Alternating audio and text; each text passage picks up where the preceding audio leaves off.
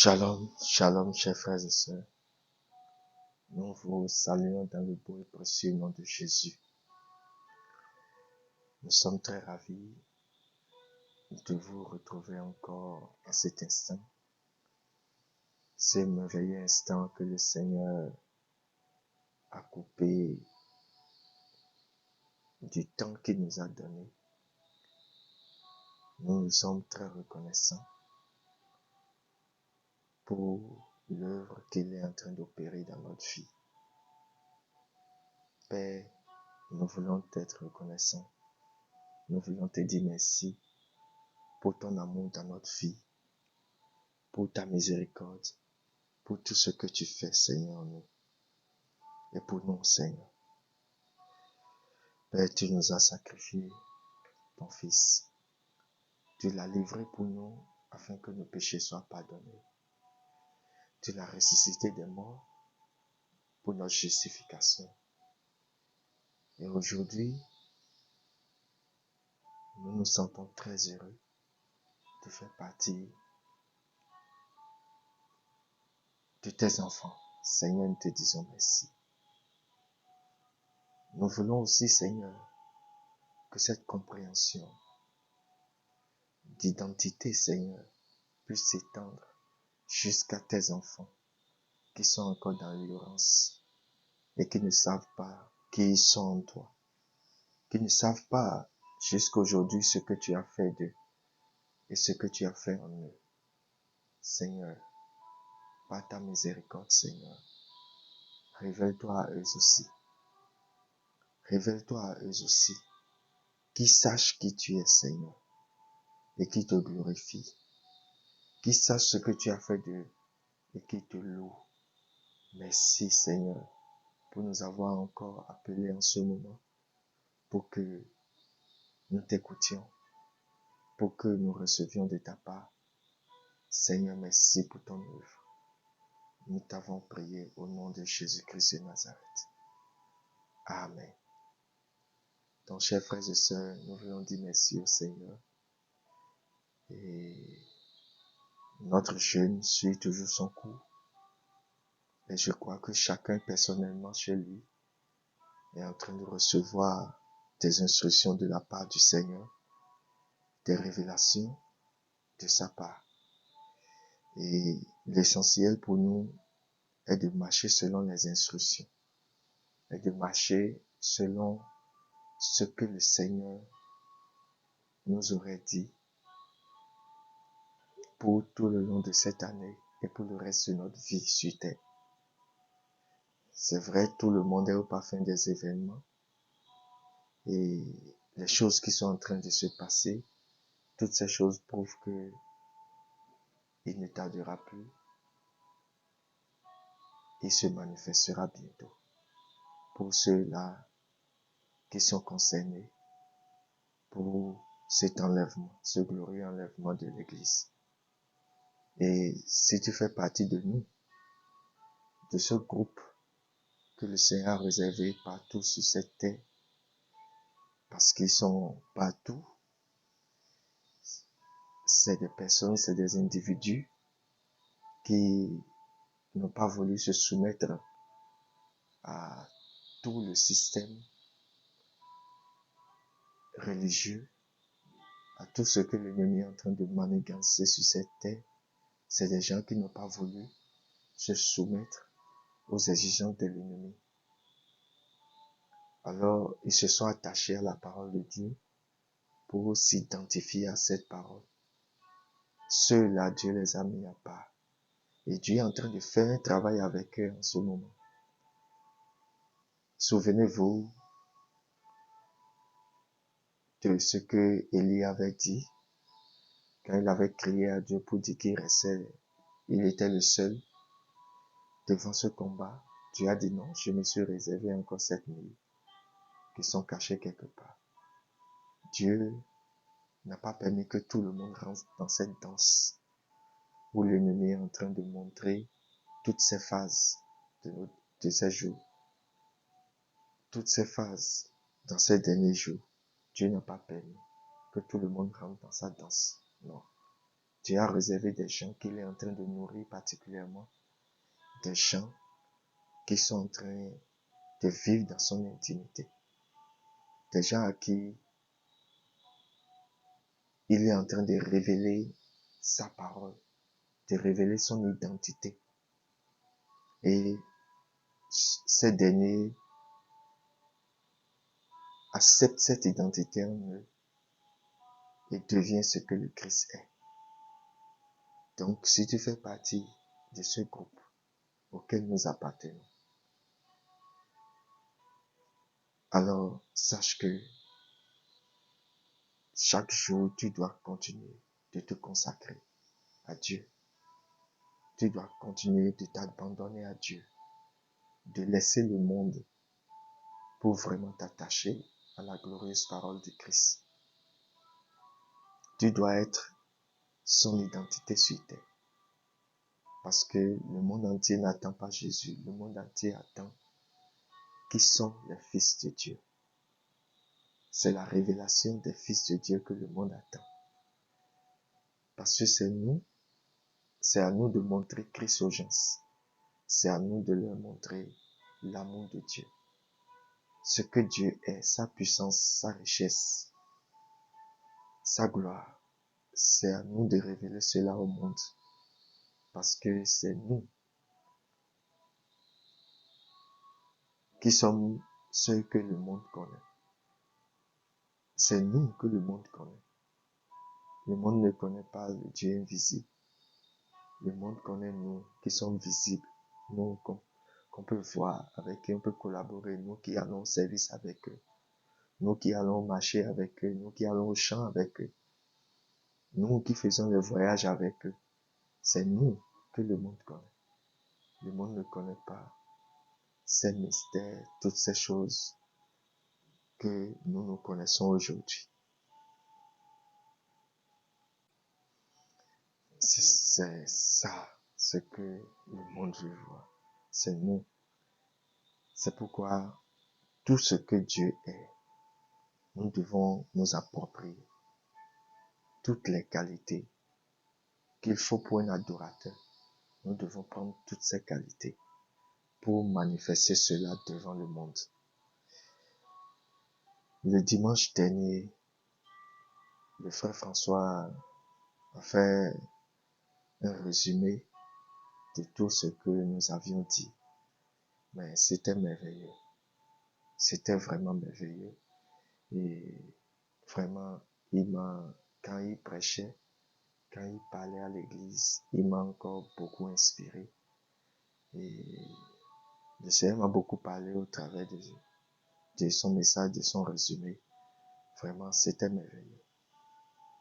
Vous savez, l'amour que nous, les enfants de Dieu, nous devons manifester, cet amour est incontournable.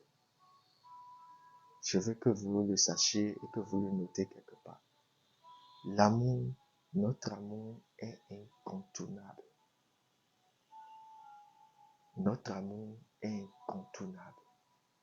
Vous ne pouvez pas ne pas aimer. Vous ne pouvez pas rester sans aimer et dire que vous êtes un enfant de Dieu. Et beaucoup d'entre nous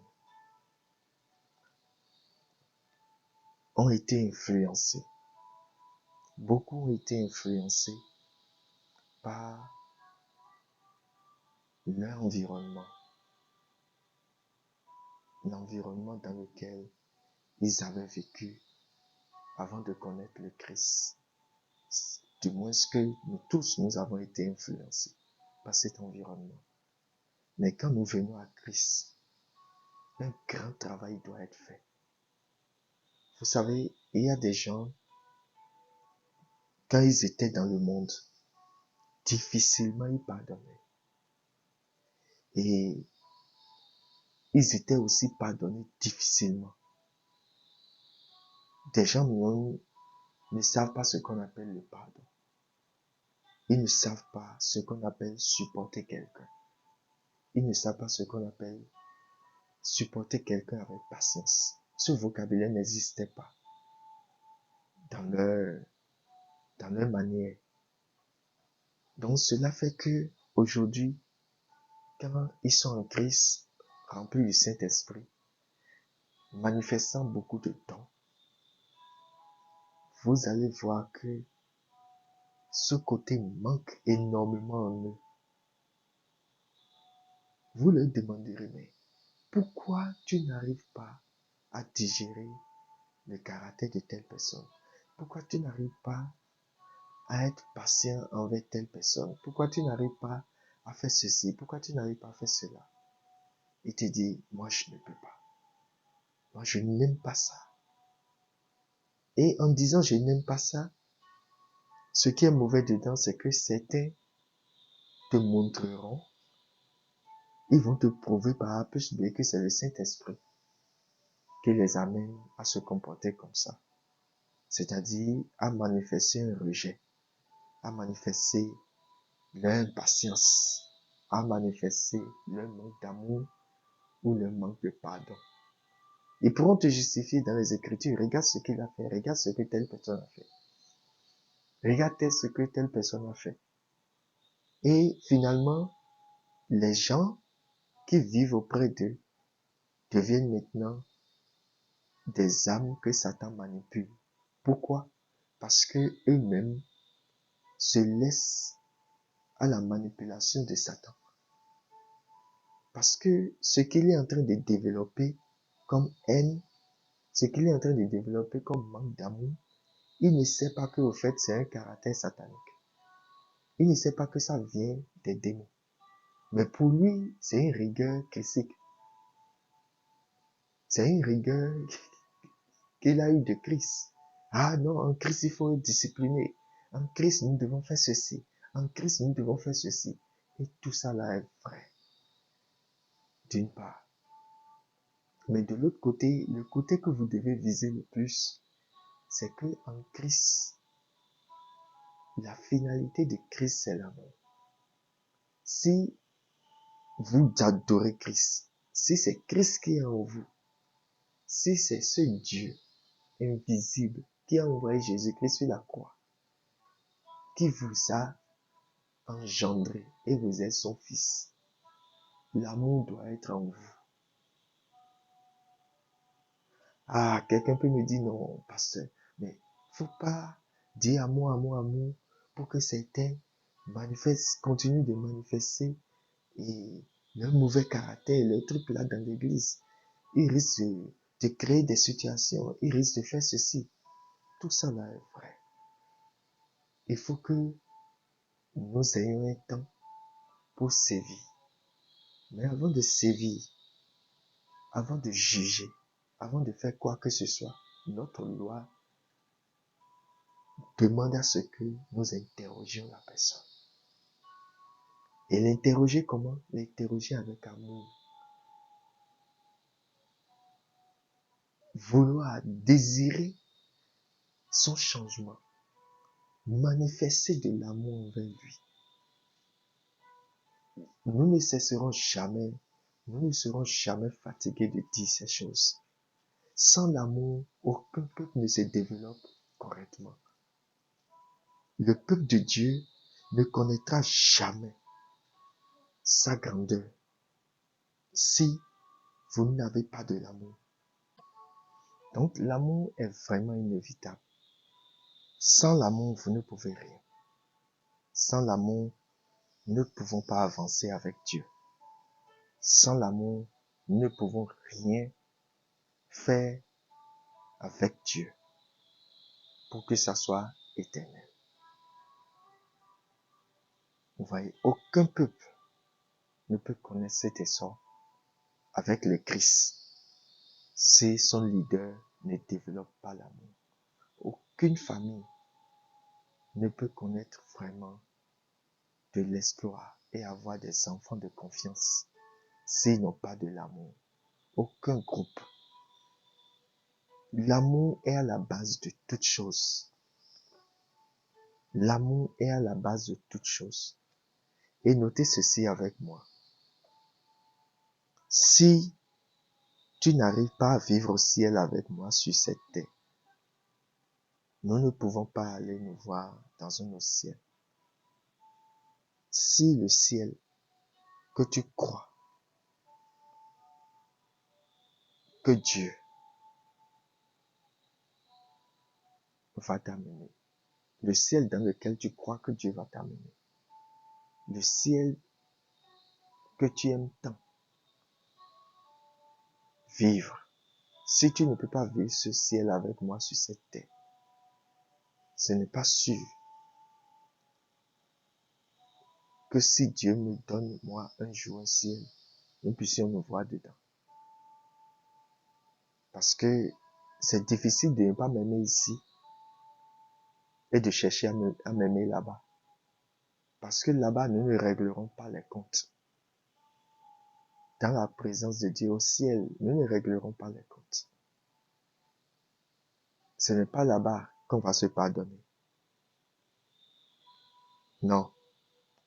Ça devait se passer ici.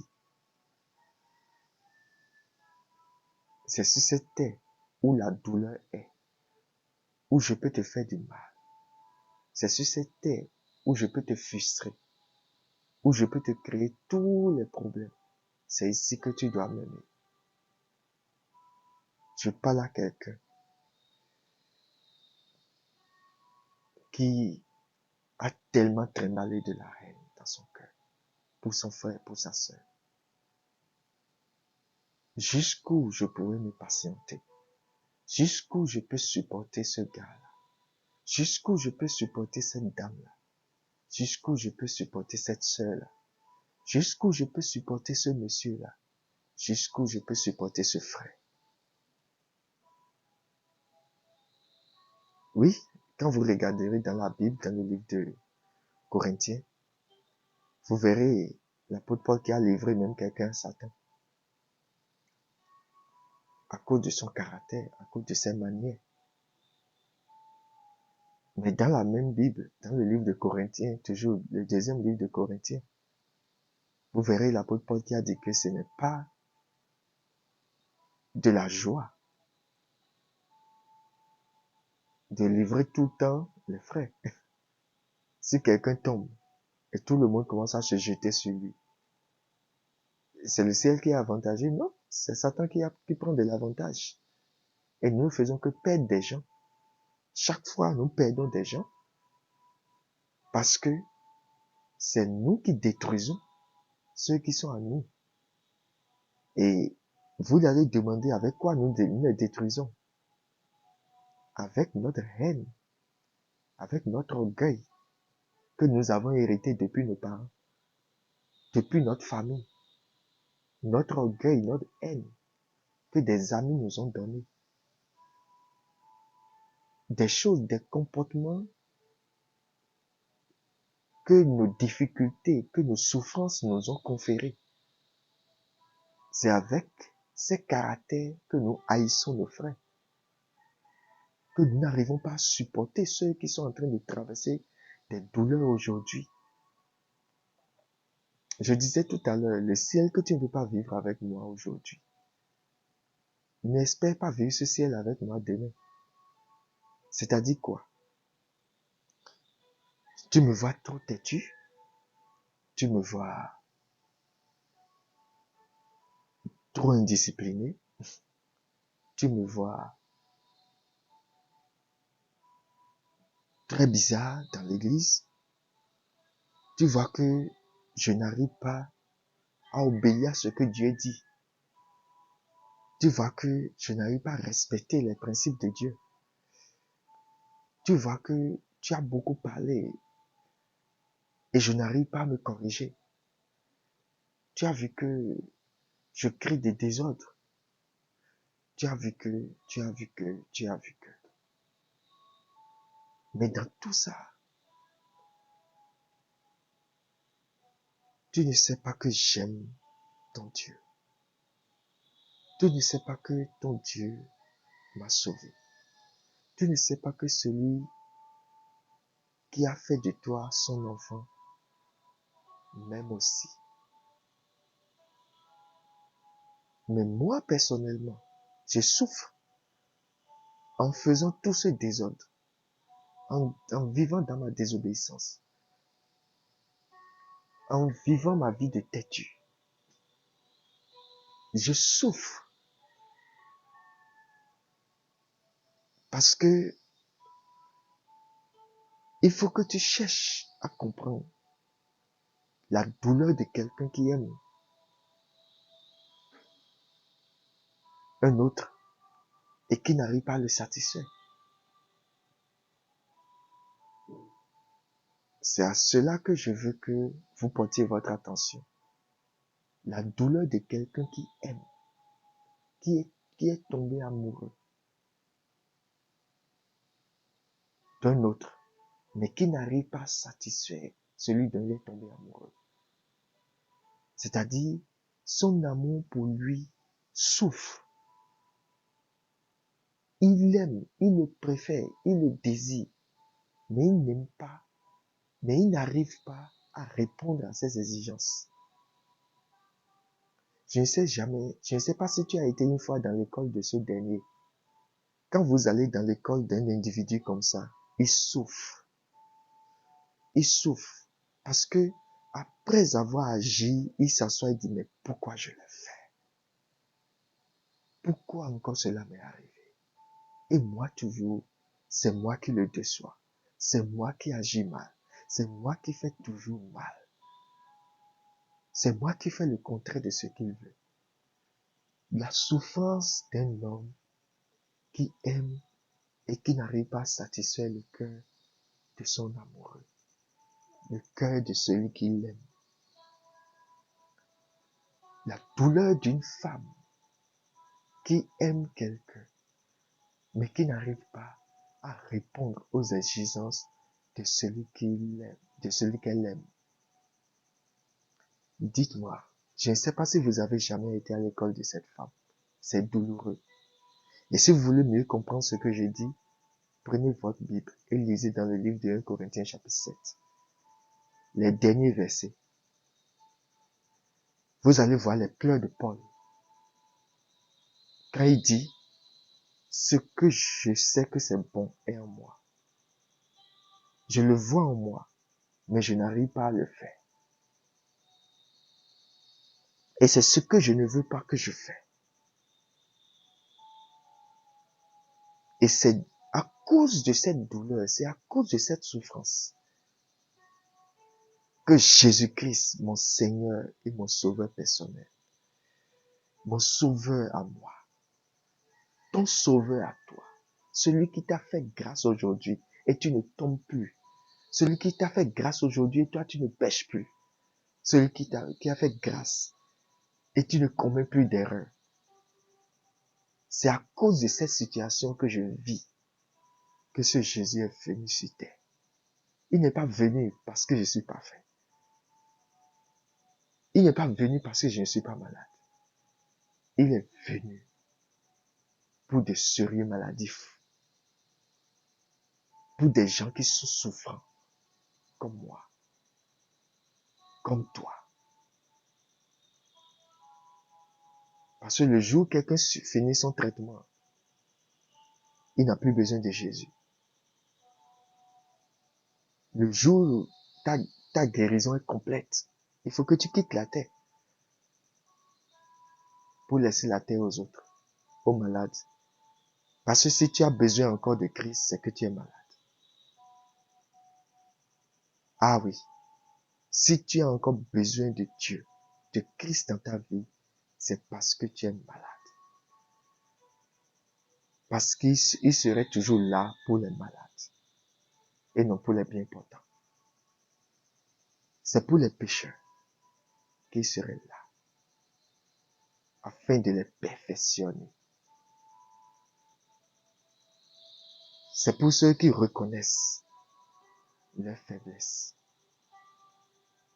et qui courent vers lui pour qu'il les transforme. Pour qu'il les transforme, leur enlever ce fardeau, cette faiblesse et leur donner sa force jusqu'à les perfectionner. Donc, il faut que tu fasses cet exercice personnel. Il faut que tu apprennes à m'aimer. Il faut que tu apprennes à aimer le faible. Il faut que tu apprennes à aimer celui qui souffre. Mon frère, ma soeur, il faut que tu regardes chaque croyant aujourd'hui, chaque enfant de Dieu aujourd'hui, et regarde de quoi il souffre. Pourquoi ce frère est comme ça? Pourquoi cette sœur est comme ça? Pourquoi chaque fois c'est à lui qu'on reproche des choses? Aborde-le avec amour. Aborde-le avec amour. C'est parce qu'il n'arrive pas à t'écouter toi. C'est pas parce qu'il n'arrive pas à t'écouter. C'est pas parce qu'il n'arrive pas à faire ce que toi tu as dit qu'il n'est pas un enfant de Dieu. Non. J'ai vu des gens qui hier ont dit que certaines personnes ne sont pas enfants de Dieu, qui ne peuvent même pas aller au ciel. Mais aujourd'hui, c'est ceux-là qui sont leurs pasteurs. Ah oui, j'étais assis dans une assemblée. On était dans une assemblée. Et des individus se comportaient très mal. Tout le monde les voyait comme des gens bizarres. Et on était convaincus que ceux-là ne sont pas convertis. Que ceux-là, ils iront en enfer. Que ceux-là ne peuvent pas. Dieu ne peut même pas les transformer. Aujourd'hui, ceux-là sont des pasteurs. Et ils prêchent encore de beaux messages. Des gens s'assoient pendant des heures pour les écouter. Quand aujourd'hui, vous jugez, vous condamnez. Quand aujourd'hui, vous détruisez, alors que il y a encore du jus dans la grappe. Quand vous éteignez le feu, alors qu'il y a encore un peu de lumière dedans, quel avenir pensez-vous que vous aurez? Quels sont les gens avec qui vous croyez que vous allez marcher demain si vous n'arrivez pas à supporter? Ne pas pouvoir supporter son frère, c'est une faiblesse. C'est une faiblesse, c'est une autre maladie à guérir par le Christ dans ta vie. Supporter. Parce qu'aujourd'hui, toi qui condamnes, toi qui n'arrives pas à supporter l'autre frère, toi qui es toujours en colère contre lui, toi qui n'arrives pas même à supporter sa présence, s'il est là, moi je ne viendrai pas. Si c'est lui, je n'accepterai pas. Cette colère que tu as ne vient pas de Dieu. Cette manière que tu as n'est pas une manière de Dieu. Il faut que tu te corriges. Il faut que tu saches que c'est ton orgueil. Parce que quand aussi toi-même tu étais dans l'ignorance, quelqu'un te supportait. Quelqu'un priait pour toi jusqu'à ce que tu sois là aujourd'hui.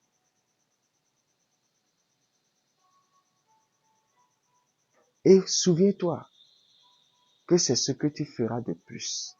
Tout ce que tu dépenseras de plus, c'est ça que le Seigneur te remboursera. Jusqu'à ce que tu n'arrives pas à supporter celui que Dieu t'a confié.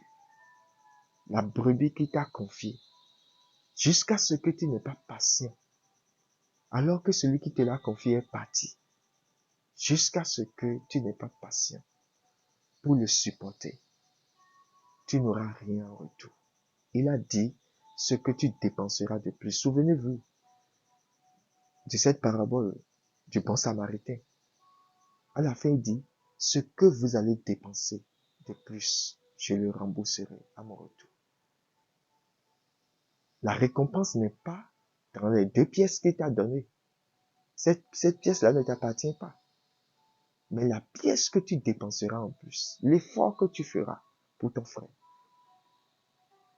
pour qu'il puisse vivre, pour que le Seigneur revienne le voir en formant tes mains, c'est cet effort qui sera récompensé.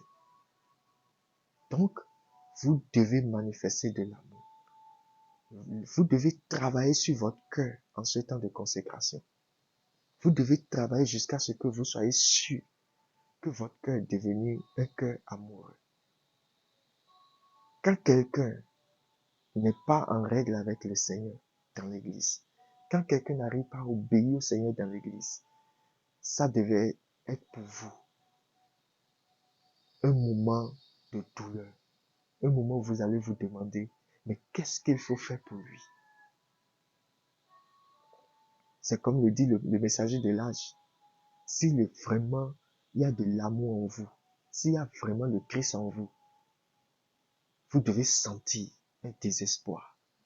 C'est-à-dire, vous devez vous sentir malheureux quand un frère n'arrive pas à vivre selon le Seigneur. Quand un frère n'arrive pas,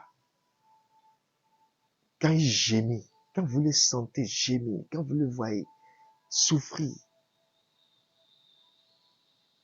alors qu'il n'arrive pas à faire la volonté de Dieu. Vous devez, quelque chose doit faire un tic en vous. Ce ne serait pas une joie à regarder ces pécheurs qui sont dans l'église. Non. Ça devait être une amertume pour toi. Seigneur, qu'est-ce qui se passe dans la vie de ce frère? Qu'est-ce qui se passe dans la vie de cette sœur? Jusqu'où as-tu pleuré devant Dieu pour que Dieu le transforme? Jusqu'où as-tu crié pour son âme? Pourquoi le hais-tu ainsi? Et en le haïssant, tu ne crées qu'une mauvaise atmosphère autour de toi. Parce que la haine, la jalousie, le rejet ne crée pas une bonne atmosphère autour de vous. Toi-même, tu repousses ta richesse. Tu repousses ton bonheur. Tu repousses les bonnes choses qui peuvent t'arriver. Ne le rejette pas. Mais qu'est-ce qu'il faut faire? Aime-le, prie pour lui. Jésus nous a dit, quand il ne veut pas t'écouter, appelle-le pour qu'on s'assoie et amène quelqu'un pour le voir. S'il ne veut pas vous écouter, amène-le dans l'assemblée. S'il ne veut pas écouter l'assemblée,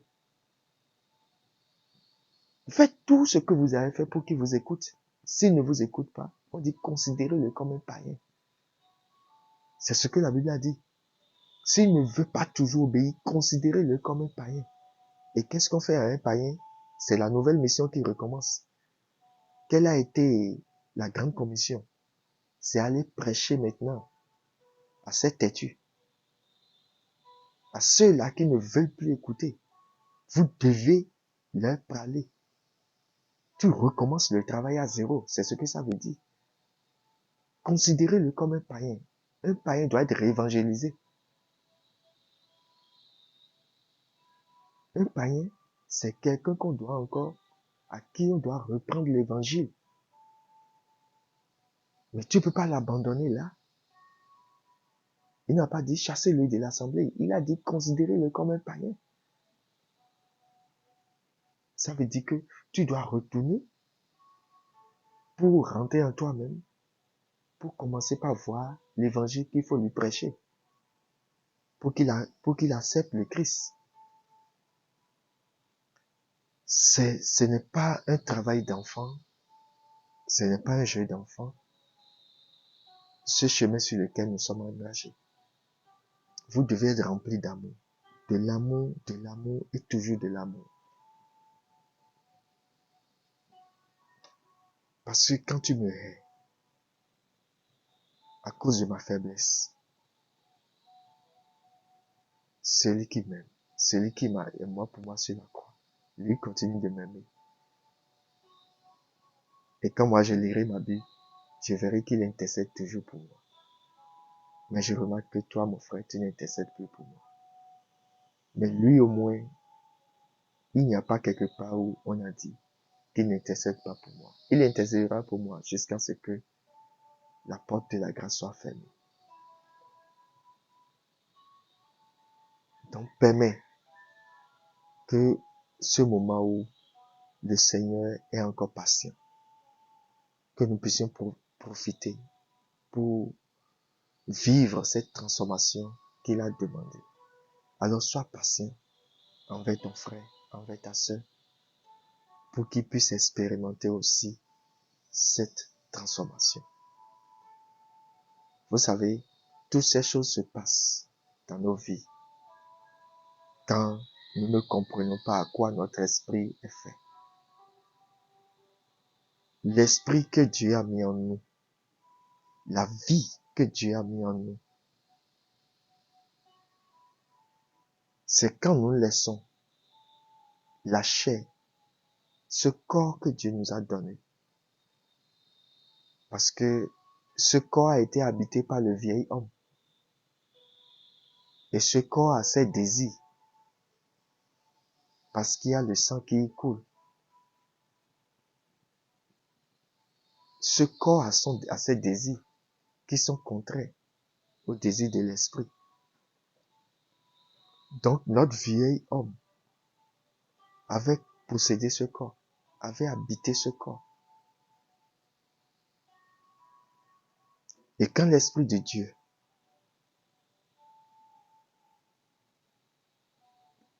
vient en vous pour votre régénération, c'est qu'il vous donne un esprit nouveau. Dieu vous donne un esprit nouveau. L'esprit qui aime les saletés, qui aime ce désordre, Dieu l'enlève et vous donne un nouveau esprit. Et quand il vous donne ce nouveau esprit, ce nouvel esprit, qu'est-ce qui se passe? Vous expérimentez ce qu'on appelle la régénération. Pourquoi? Parce qu'il amène cet esprit maintenant. La mission de cet esprit nouveau qu'il a mis en vous est de dominer votre corps. C'est la mission du nouveau esprit qu'il a mis en vous.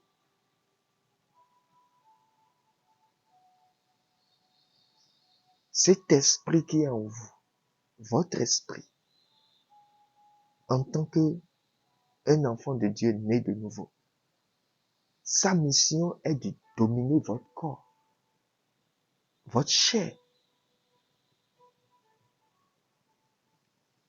Et c'est dans cela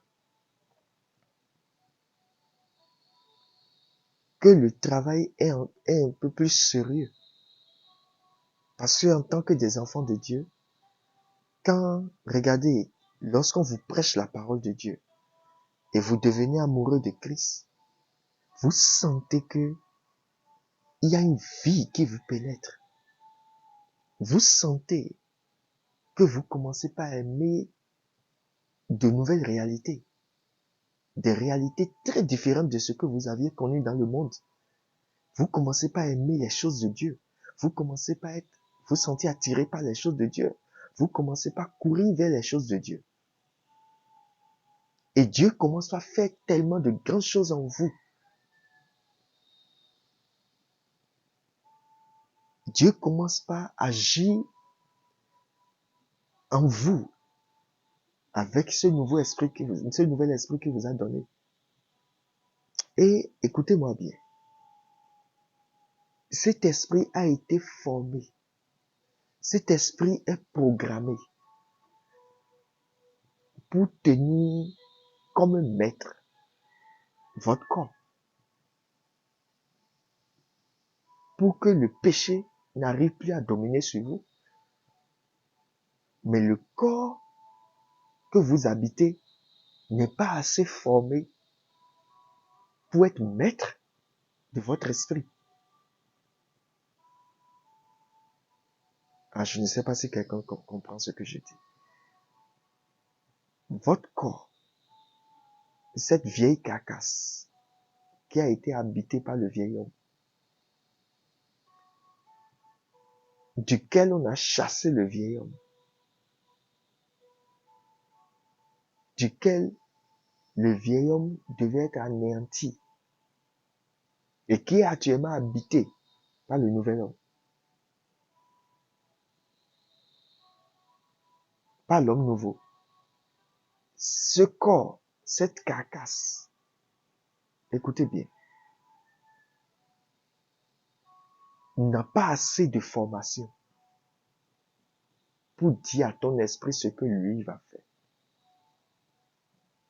C'est ton esprit qui a reçu l'ordre, qui a reçu le commandement de dominer ce corps dans lequel tu habites. C'est pour cela que beaucoup d'enfants de Dieu aujourd'hui, puisqu'ils n'ont pas cette discipline, vous voyez qu'ils vivent une double vie. Parce que tout à l'heure, ils manifestent la chair, c'est-à-dire la pensée humaine. Il agit comme un homme naturel. Quand vous écoutez ses propos, quand vous écoutez sa façon d'agir, vous sentez que il est sans espérance. Mais votre esprit, cet esprit que Dieu vous a donné, en tant que des fils de Dieu et des filles de Dieu, par la parole vivante et permanente de Dieu, a reçu la capacité de conduire le corps et à le garder assujetti.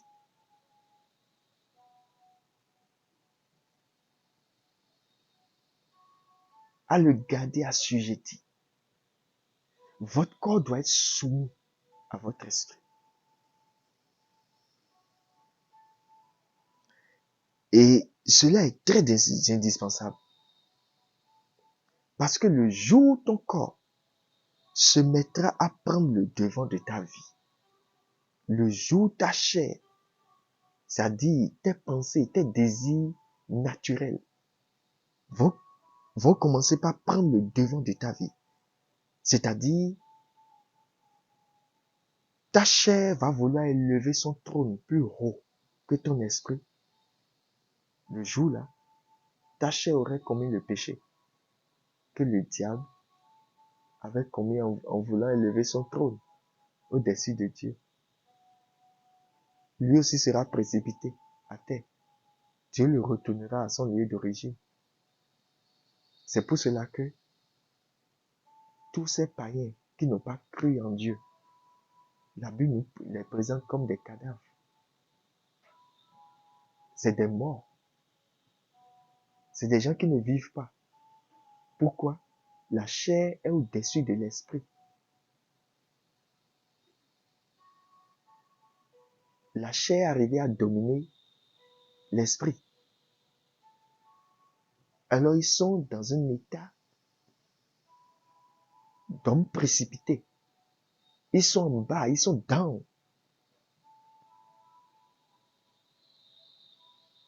Parce que le lieu d'où la chair a été tirée, c'est la terre. Et si c'est la chair qui domine maintenant ton esprit, ça veut dire que ça veut dire que c'est la terre qui domine ton esprit, ton âme. Parce que celui qui règne sur ton âme et ton esprit, c'est qui? C'est la chair, c'est ce qui est tiré du sol. Et la Bible dit, maudit soit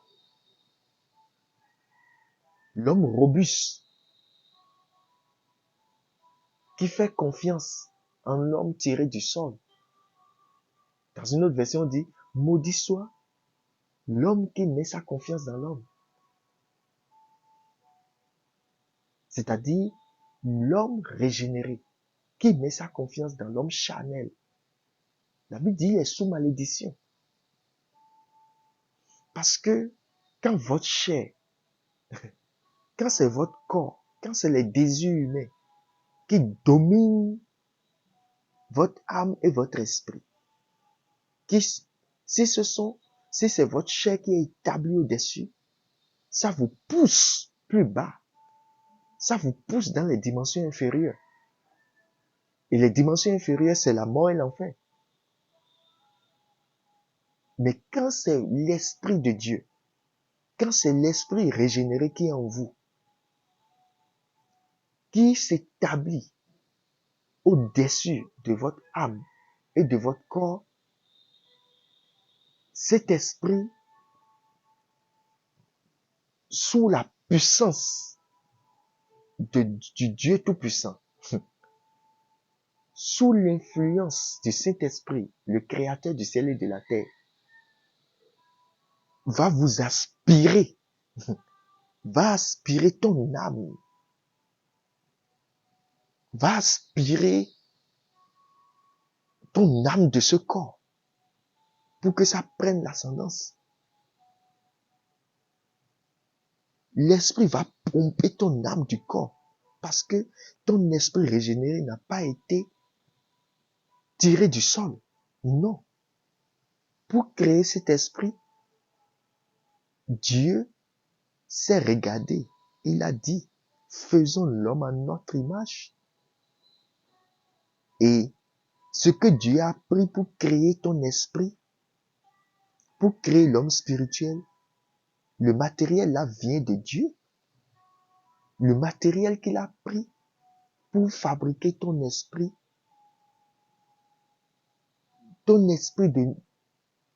de nouvelle créature de Dieu, pour te créer en son image et en sa ressemblance, ce matériel, il a pris cela de lui-même. C'est de lui-même qu'il a tiré ce matériel. Donc ce matériel appartient à Dieu. Ça a la même nature que Dieu. Ce matériel est Dieu. C'est pour cela que Jésus pouvait dire, ceux à qui la parole de Dieu est venue, n'est-il pas écrit qu'ils sont des dieux? Parce que si c'est la parole de Dieu qui t'a régénéré, qui t'a façonné, qui t'a mis au monde, tu as la même identité que le Créateur, que cet esprit infini. Donc, votre esprit doit pouvoir dominer sur votre corps. Vous ne devez pas laisser votre chair vous conduire, vos désirs humains, vous dicter la loi de la vie. Je vais faire ceci, je vais faire ceci, je vais faire cela. Ah, j'ai envie d'aller à tel endroit, j'ai envie de faire cela. Pour quel but? J'ai envie d'obtenir ceci, j'ai envie de négocier ceci, j'ai envie de prendre ceci. Pour quel but? Si le but n'est pas le céleste, si le but n'est pas de servir les intérêts du royaume des cieux, cela n'est pas pour toi. Tu dois être dispensé de ce désir. Tout désir qui est en vous, mes frères et sœurs, vous qui m'écoutez maintenant en cet instant, tout désir qui est en vous et qui ne sert pas le royaume des cieux, vous devez mettre ça de côté. Tout ce qui est en vous, tout désir qui peut vous pousser, et vous pouvez vous sentir ne servant pas le royaume des cieux, ce désir est démoniaque. Et ça ne vous amènera pas loin. Ce désir vous créera tous les problèmes de cette vie. C'est ce que Dieu a fait de nous ça. Donc, vous devez comprendre que le but de Dieu, ce n'est pas pour que ce qui est tiré de la poussière soit votre chef. C'est pour cela que l'amour n'est pas terrestre. L'amour n'est pas poussière. L'amour est divin. Et celui qui n'arrive pas à manifester l'amour n'est pas de Dieu. Il n'a pas la nature de Dieu. Vous voyez, ton esprit doit être prêt pour dire non. Ton esprit rempli de l'amour pour Dieu. Parce qu'il devient l'enseignant de ton corps. Il devient l'enseignant de ton âme. Le nouveau esprit qu'on t'a donné devient l'enseignant de ton âme. C'est lui qui conduit. C'est lui qui transporte la volonté de Dieu à ton âme. Et ton âme doit pouvoir influencer ton corps, tes os, tes moelles, ton sang avec cette nouvelle volonté qui lui est communiquée. Tu dois le comprendre ainsi. Oui. Parce que ceux qui sont influencés par la chair, leur problème est que le sang qui coule en eux, le sang qui coule dans leurs veines, vous savez, ce sang vient de leurs parents. Ce sang vient de leur famille. Ce sang vient de leurs relations. Et ce sang, en passant par beaucoup d'événements, en passant par beaucoup de situations, des difficultés de la vie, toutes ces choses-là, ce sang a ce qu'on appelle des cellules. Et ces cellules, chaque événement que nous traversons dans notre vie, les cellules qui sont dans notre corps, les cellules qui sont dans nos sangs, tout ce qui est constitué dans nos sangs, chaque situation que nous traversons a d'impact sur notre sang et laisse des informations. Notre sang porte assez d'informations et ces informations sont communiquées à notre chair, pas à notre sang. C'est pour cela que quand vous êtes mort, vous n'êtes plus informé parce que le sang vous quitte. Mais le sang vous informe. Le sang vous parle de ce qui est arrivé à vos parents. Le sang vous dit, écoutez, lève-toi et va commettre cette bêtise. Ton sang te dit, mais tu peux voler ça. Ton sang te dit, mais tu peux le maltraiter. Ah, il ne peut pas te faire ça. Ces informations te viennent d'où? Pas du Saint-Esprit.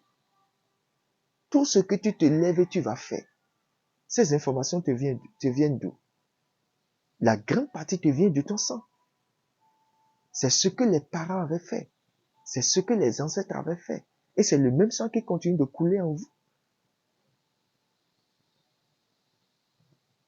Maintenant, quand vous êtes né de nouveau, quel est le devoir de votre esprit et de votre âme? Parce que quand vous n'étiez pas converti, votre âme baignait dans le sang. C'est le sang qui faisait votre âme. C'est-à-dire, c'est le sang, votre sang. C'est pas le truchement de votre sang.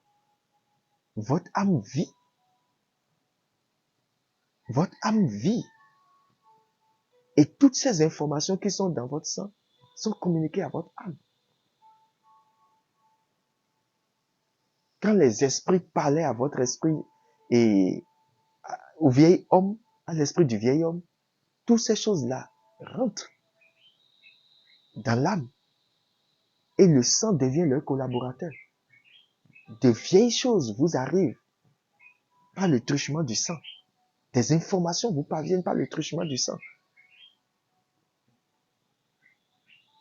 Et le sang communique toutes ces choses à la chair. Et la chair se met à dominer l'âme. Parce que l'âme, voilà qu'elle n'a pas les vraies informations. Elle ne vit que dans ce que les parents ont fait. Oui. Votre chair peut vous informer. Votre corps peut vous informer. Parce que aussi longtemps que le sang de vos ancêtres, le sang de vos parents coulera dans votre corps, beaucoup d'informations vous viennent de ce sang. La chair peut vous révéler des choses. La chair peut vous montrer des choses.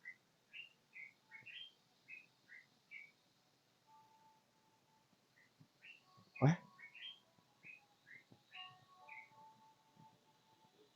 Les désirs de votre corps, la façon de voir de votre corps peut obliger votre esprit à accepter des choses. Ah oui. Parce qu'il y a des choses que vous voyez que c'est bon. Ah, ça là, ça peut être bon. Ça là, ça peut être bon. Si je fais ça, c'est bon. Mais Dieu dit que ce n'est pas bon. Prenez l'exemple du prophète Samuel, un grand prophète de Dieu. Quand il était parti pour oindre David, La Bible dit quand la première personne est sortie, quand il a vu sa taille, quand il a vu le gars, il a dit certainement celui-là doit être celui que Dieu a pris. C'est ça qu'il a dit, certainement celui-là doit être la personne. 1 Samuel chapitre 16, à partir du verset 6 jusqu'à 7. On dit, lorsqu'il entrait, il se dit, en voyant Eliab, certainement loin de l'Éternel est ici devant lui. Mais ce n'était pas le cas. Mais vous savez, un prophète de Dieu était censé voir les choses par l'Esprit de Dieu, c'est-à-dire par la pensée de Dieu. C'est pour cela que je vous dis, en cette période où nous sommes en train de jeûner, regardez par la pensée de Dieu. C'est avec les yeux de Dieu qu'un prophète de Dieu, qu'un homme de Dieu devait regarder les événements qui doivent arriver. Avec les yeux de Dieu que vous devez regarder les choses qui doivent arriver, les choses qui se passent, les choses qui doivent arriver dans votre vie. Est-ce que Dieu peut accepter ça? Est-ce que Dieu peut autoriser ça? Est-ce que Dieu peut vaincre ça? Est-ce que Dieu peut réussir ceci? C'est avec les yeux de Dieu que vous devez regarder. Mais ici, Samuel n'a pas vu ça avec les yeux de Dieu. Alors, s'il n'a pas vu ça avec les yeux de Dieu, il a vu ça avec quoi? C'est les yeux de la chair. Et regardez ce que l'Éternel lui dit dans le verset 7. On dit, l'Éternel dit à Samuel, ne prends point garde à son apparence et à la hauteur de sa taille, car je l'ai rejeté. Et l'Éternel, il dit, je l'ai rejeté. L'Éternel ne considère pas ce que l'homme considère. L'homme regarde à ce qui frappe les yeux, mais l'Éternel regarde au cœur. L'Éternel regarde au cœur. Dis, l'Éternel regarde au cœur.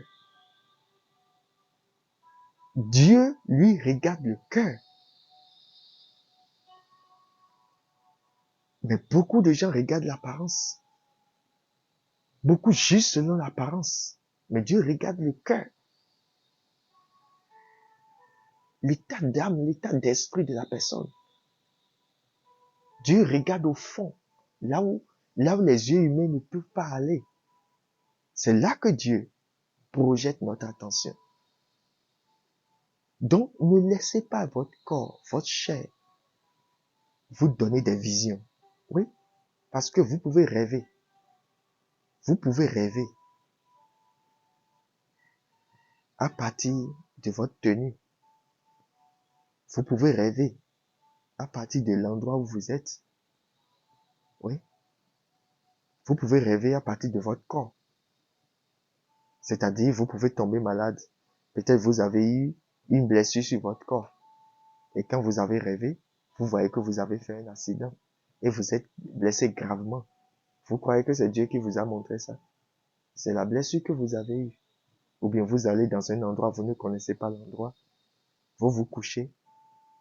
Et vous sentez que vous avez tenu, dans votre rêve là, vous avez tenu un acte sexuel avec quelqu'un. C'est quel endroit ici je suis? Oh, vous n'avez jamais connu de telles choses. Mais pourquoi c'est là que je dois voir ça? Peut-être il y a une activité qui s'est passée là avant ton arrivée. Et l'endroit est redoutable. Jacob nous en a parlé quand il quittait la maison de son père pour Laban. Pour la maison de Laban. Il a rencontré ça en chemin. Il a dit, cet endroit est redoutable et je ne savais pas. Vous pouvez rêver à partir d'un endroit. Vous pouvez rêver à partir de votre corps. Ça veut dire que votre corps peut vous apporter des informations. Un endroit peut vous apporter des informations. Un lieu peut vous apporter des informations. Mais l'information la plus puissante de votre vie doit vous venir de l'Esprit de Dieu. Vous devez être connecté à l'Esprit de Dieu. Et sans l'amour, l'Esprit de Dieu, vous ne pouvez pas vous ne pouvez pas vous en jouir. Vous ne pouvez pas jouir de l'Esprit de Dieu convenablement sans l'amour. Sans l'amour, l'esprit de l'ennemi viendra vous influencer. Vous chercherez à connaître ce que Dieu aime, ce que Dieu veut pour vous. Mais vous allez voir que une reine qui passe par ici, une reine que vous avez pour quelqu'un, quelque chose que vous ressentez contre quelqu'un, ça viendra embrouiller votre réseau. Soyez libérés de toutes ces choses au nom de Jésus-Christ. Que Dieu vous délivre maintenant de toutes ces amertumes qui sont dans votre cœur au nom de Jésus. De toutes ces choses que les gens ont laissées comme impact négatif dans votre vie. Je les brise maintenant de votre vie au nom de Jésus-Christ. Que le Saint-Esprit vous déchaîne, vous détache cette chaîne maintenant de la haine et de l'amertume. Que votre esprit s'ouvre maintenant à l'Esprit de Dieu. Que les chaînes de l'amertume soient brisées. Que les chaînes de l'amertume soient brisées. Que les chaînes de l'amertume soient brisées dans le nom puissant de Jésus-Christ. Que la haine soit propulsée loin de votre cœur au nom de Jésus. Que la lumière de Dieu brille maintenant en vous. Que la lumière de Dieu brille maintenant dans ton cœur. Que la lumière de Dieu brille maintenant dans ton cœur. Que la lumière de Dieu brille maintenant dans ton cœur. Au nom puissant de Jésus-Christ. Que Dieu fasse de l'amour ton cheval de bataille. Aime et domine. Aime et règne. Aime et deviens fort. Vous avez besoin de l'Esprit de Dieu pour voir. Vous devez voir au travers de l'Esprit de Dieu. Parce que l'Esprit de Dieu, c'est ça qui vous permet de rentrer dans les dimensions de Dieu. Vous savez, nous sommes au 7e âge de l'Église. Et l'Esprit, la forme que le Saint-Esprit a pris pour traiter avec les croyants du 7e âge, pour traiter avec l'épouse de Christ dans le 7e âge, c'est la forme de l'aigle. Vous pouvez voir ça dans Apocalypse chapitre 4. Et dans Apocalypse chapitre 6, à l'heure du 4e chevalier, vous le verrez là.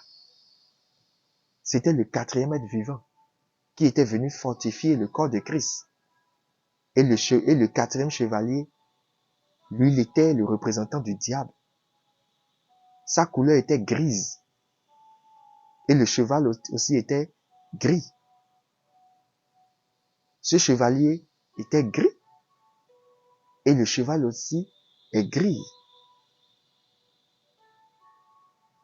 Et le nom de celui qui montait ce cheval s'appelait la mort. Et c'est cet esprit qui est en train de courir partout en notre âge, en cet âge de Laodicée. En ce temps de Laodicée. En ce temps où les chrétiens veulent la démocratie. Chacun est libre d'adorer Dieu comme il veut. C'est ça l'esprit de Laodicée. On est libre d'adorer Dieu comme on veut. On veut faire les choses comme on le veut. On ne veut pas suivre les principes que Dieu a établis pour nous. Donc c'est en cet âge de Laodicée que ce désordre est. Et qu'est-ce qui a apporté ce désordre? C'est ce chevalier qu'on appelle la mort. Avec la couleur grise, vous ne verrez rien clairement. Parce que c'est le mélange du noir et du blanc. C'est ça qui donne la couleur grise. Le mélange du noir et du blanc. Ça ne permet pas de voir clairement. C'est pour cela qu'en cet âge de la fin, les gens ne savent pas où la vérité est. On se demande, nous sommes partis ici, nous n'avons pas vu la vérité. Ici, nous n'avons pas vu la vérité. Et les chrétiens sont en train de courir par-ci, par-là. Un homme de Dieu se lève, vous croyez qu'il a la vérité, après vous commencez par entendre autre chose. Mais pour l'épouse de Christ, pour que ceux qui sont en contact avec le message de leur heure, le message du temps de la fin, si tu fais partie d'eux, comme nous, Tu dois savoir que la forme que le Saint-Esprit a pris pour nous conduire afin que nous soyons préparés pour ce glorieux enlèvement, la forme c'est l'aigle. Et l'aigle, c'est l'animal, c'est l'oiseau que Dieu a créé pour voler plus haut que tous les oiseaux. Il vole plus haut que tous les oiseaux. Tu dois monter dans les dimensions spirituelles, dans les dimensions élevées. Tu dois pouvoir t'élever de la terre, de la confusion qui existe sur la terre, pour aller dans les dimensions divines, pour voir ce qui se passe exactement. Parce que de loin, tu peux voir. Les yeux de l'aigle sont faits pour percer par la vision sur des kilomètres. Avec les deux yeux de l'aigle, il peut voir sur des kilomètres. Et il sait où il faut trouver la victime à abattre. Il sait où il peut venir poser ses pieds sur la terre pour ne pas avoir de problème. Et c'est à ça que je t'invite pendant ces 21 jours. Pour que tu puisses voir avec les yeux de l'aigle. La maman aigle même, c'est l'Éternel des armées. C'est Elohim, le Dieu d'Israël, le Dieu qui a créé les cieux et la terre, qui a envoyé son Fils Jésus-Christ pour qu'il meure pour nous. Il a ressuscité, il a fait asseoir à sa droite aujourd'hui. Ce Dieu, c'est lui le Saint-Esprit. C'est lui le papa de Jésus. Il n'y a pas deux dieux. C'est lui qui aujourd'hui nous a donné son esprit. Sa partie, la partie de lui qu'il a pris, il a mis ça en nous. Et notre esprit est un esprit régénéré.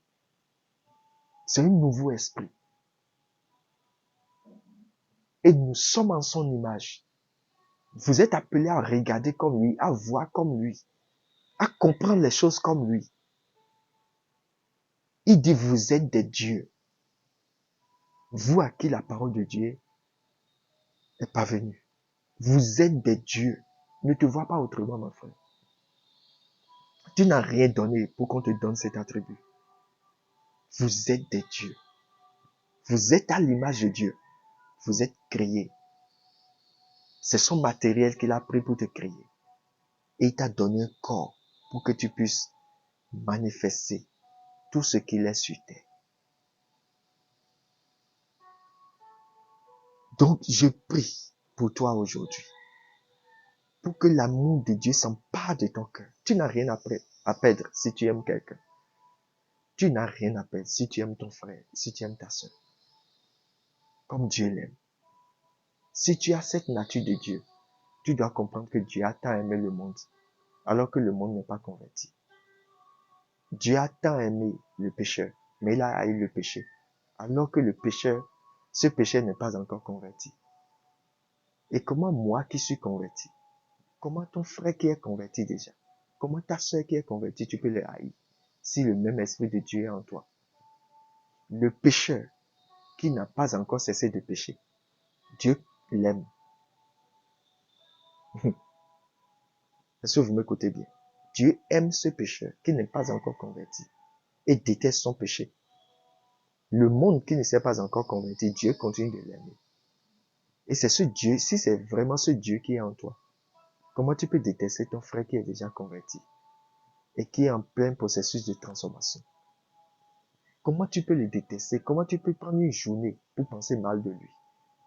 Comment tu veux l'écraser alors que son Dieu a versé du sang, a versé un sang qui coûte très cher pour le racheter? Comment toi, tu peux te donner le droit, le devoir de le haïr, de parler mal de lui, de le détruire, de le rejeter, de le salir?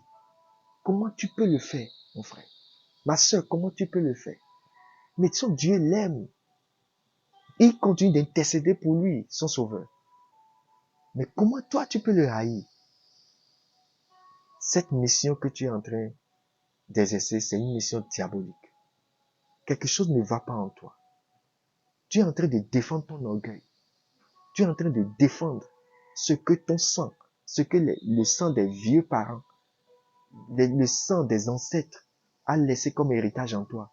C'est ça qui est en train de monter en toi. Ce n'est pas l'Esprit de Dieu qui t'apporte ça. Tu dois pouvoir aimer ton frère. Tu me diras, mais et quand il pêche, comment je ferai? Quand il pose de mauvais pas, qu'est-ce que je dois faire? La Bible dit avec douceur, approche-toi de lui. Avec douceur. Avec un esprit de douceur. Avec douceur. Dans la crainte de ne pas tomber toi aussi. Tu dois t'approcher de lui. Pour lui parler avec douceur, dans le but de le relever. Tu dois venir avec un cœur d'amour. Si ton cœur n'est pas un cœur amoureux, vous savez, nous avons un cœur. S'il vous plaît.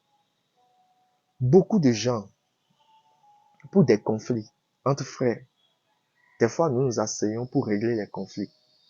Ou bien pour régler le problème d'un frère qui a péché. Mais quand vous regardez la façon dont beaucoup abordent le sujet avec ses frères, on dit, ah, on lui a parlé, il n'a pas écouté. La majorité du temps, regardez la façon dont nous l'abordons. Nous l'abordons comme le plus sale, comme le plus grand pécheur, comme celui qui a tout détruit, comme celui qui nous a mis en danger, comme celui qu'il faut rejeter. Nous le prenons comme celui-là qui a tout foutu dans notre vie. Nous le prenons comme celui-là qui a tout fauché. Et nous lui parlons comme quelqu'un, il n'a qu'à pleurer, il n'a qu'à souffrir dans son corps. Et nous croyons qu'en faisant ça, il va se repentir et il va quitter le péché. Et c'est là que nous remarquons que le gars ne se répand pas. Nous remarquons que le gars ne cesse pas de faire ce qu'il fait. Ah, il ne nous a pas écoutés. Vous savez, quelqu'un déjà qui est en inimité avec Dieu, quelqu'un qui a déjà un cœur meurtri, comment croirez-vous que vous allez prendre l'opposition pour vous opposer à lui, pour qu'il vous écoute? Non. Déjà qu'il vit dans le péché, il y a un orgueil qui s'est emparé de lui. Et si cet orgueil n'affronte pas votre amour, cet orgueil ne fléchira pas. C'est votre amour qui fait fléchir cet orgueil. Ce n'est pas votre haine que vous allez... Lui, il est assez haineux. Ce qu'il est en train de souffrir, la chose déjà le transporte dans l'orgueil, dans la haine. Donc si vous apportez la haine pour l'affronter, oh, il vous détruira. Il vous salira. Ce que vous pouvez prendre pour l'affronter, c'est l'amour. Vous devez lui parler, lui-même doit pleurer dans cette séance. À cause de votre amour, il doit se repentir en écoutant des paroles d'amour et non des paroles de haine. Donc c'est ça qui fait que beaucoup de gens n'arrivent pas à quitter le péché. Non, il faut lui parler. Quelqu'un qui est dans le péché, il ne faut pas lui parler avec amour. Quel verset a dit ça? Donc, nous devons comprendre ces choses. Et en faisant ça, nous allons délier beaucoup de gens. Nous allons libérer beaucoup de gens des chaînes dans lesquelles Satan les a maintenus. Des gens ont rétrogradé de nos églises aujourd'hui. Des gens ont quitté nos assemblées parce que nous avons manqué de l'amour envers eux. Nous avons perdu assez de bras forts. Nous avons perdu assez de soldats, assez de gens qui étaient déterminés pour vivre le Christ en eux. Nous les avons perdus simplement. Aujourd'hui, ils sont en train d'être manipulés par le diable. Et cela ne nous dit rien. Pour nous, c'est que ceux-là ne sont pas convertis. S'ils étaient des vrais enfants de Dieu, ils seraient là. Et nous savons dans notre fort intérieur que c'est nous qui étions responsables de ces choses. Nous savons que c'est nous qui avions provoqué toutes ces choses. Et aujourd'hui, ceux-là n'ont pu retrouver leur chemin. Et leur sang est sur notre cou. Que Dieu nous en épargne.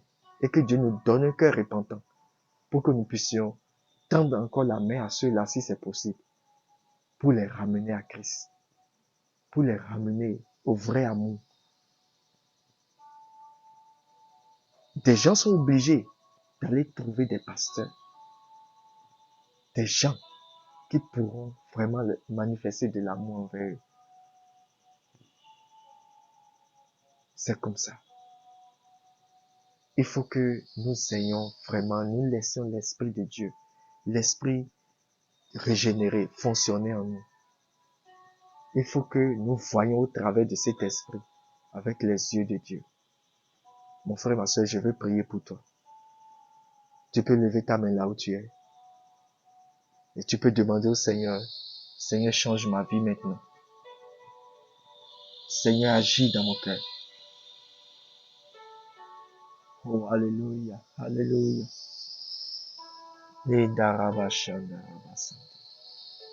Oh, Terika Brasanda la Baka Shanda Dada. Parle au Seigneur maintenant. Parle au Seigneur, parle au Seigneur. Il veut écouter ta voix. Likaris Kobro Signadi Abaka Shanda. Et Niris Kobro Sekatori Andebo Shata. Ikaros Kanderika Brosandia. Oh, Nderike Bosenderika Brosata Kabashinda. Oh, parle au Seigneur maintenant. Parle au Seigneur. Il veut écouter maintenant. C'est toi qu'il veut écouter maintenant. Parle-lui, parle-lui. Dis Seigneur, donne-moi un cœur nouveau. Donne-moi un esprit nouveau, Seigneur.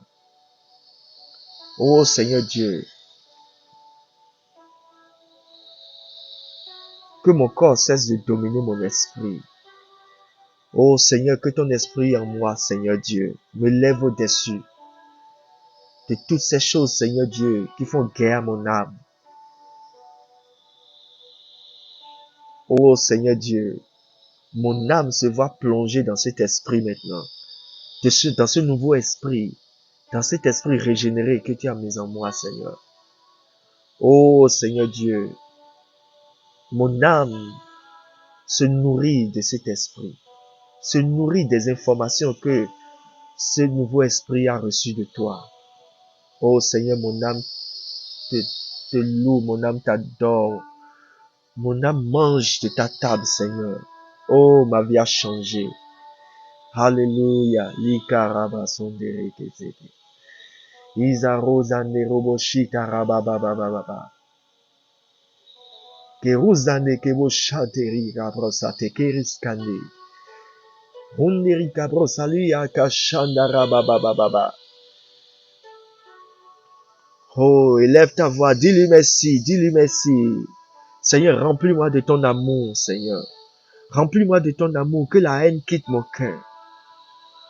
Oh, Seigneur Dieu, montre-moi, Seigneur Dieu. Fais-moi monter, Seigneur, dans les dimensions spirituelles. Fais-moi monter dans ton royaume, Seigneur. Je veux voir de tes yeux. Je veux voir, Seigneur, de tes yeux de possibilités. Tes yeux qui ne dorment pas, qui ne faiblissent pas. Oh, Seigneur, fais-moi voir les choses. Mon frère, ma soeur, tu dois voir maintenant ce projet. Tu dois voir maintenant ton entreprise avec les yeux de Dieu. Si Dieu regarde, qu'est-ce qu'il verra? C'est la même chose que tu dois présumer. C'est la même chose que tu dois penser voir. C'est la même chose que tu dois chercher à voir. Qu'est-ce que Dieu voit dans cet endroit où je m'en vais? Et si tu peux voir ça, et que si tu peux le croire, cela arrivera. Tu le verras s'accomplir. Si tu peux voir, et si tu peux le croire, si tu peux l'écrire, si tu peux méditer là-dessus, tu le verras s'accomplir. Lidarabo sanderika. On sarika brasondarika shandara bababa. On derika brose de. Parle au Seigneur, parle au Seigneur.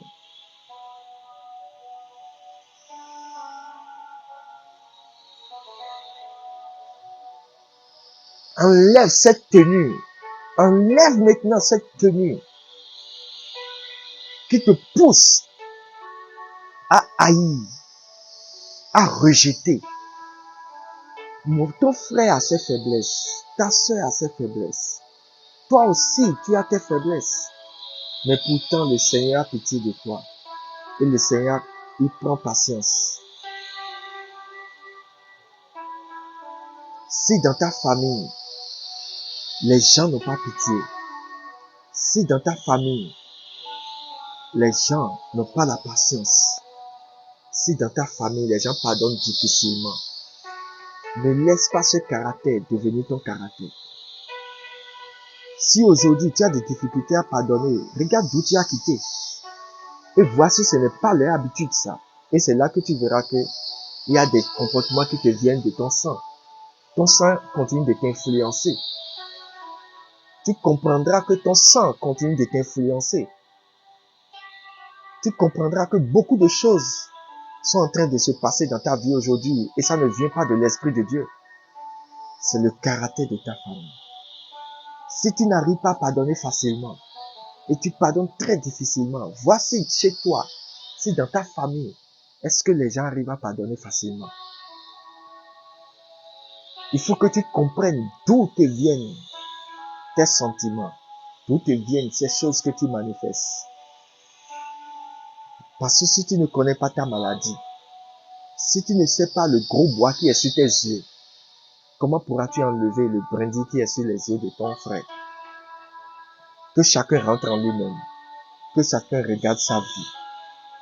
Nous avons tous besoin d'aide.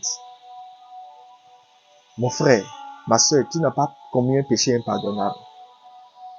Si tu demandes pardon aujourd'hui, si tu te répands aujourd'hui, Dieu est prêt pour te pardonner. Si tu décides de ne plus recommencer, de ne plus te laisser emporter par ce désir, par ce plaisir, si tu décides de prendre maintenant la voie de Dieu, le Seigneur transformera ta vie. Parle-lui maintenant, parle-lui, dis Seigneur, je suis devant toi. Je veux que ma vie change. Je veux que tu touches maintenant. Seigneur, enlève ce poids de mon cœur. Enlève ce poids de mon cœur. Et fais-moi marcher fièrement, Seigneur, auprès de toi.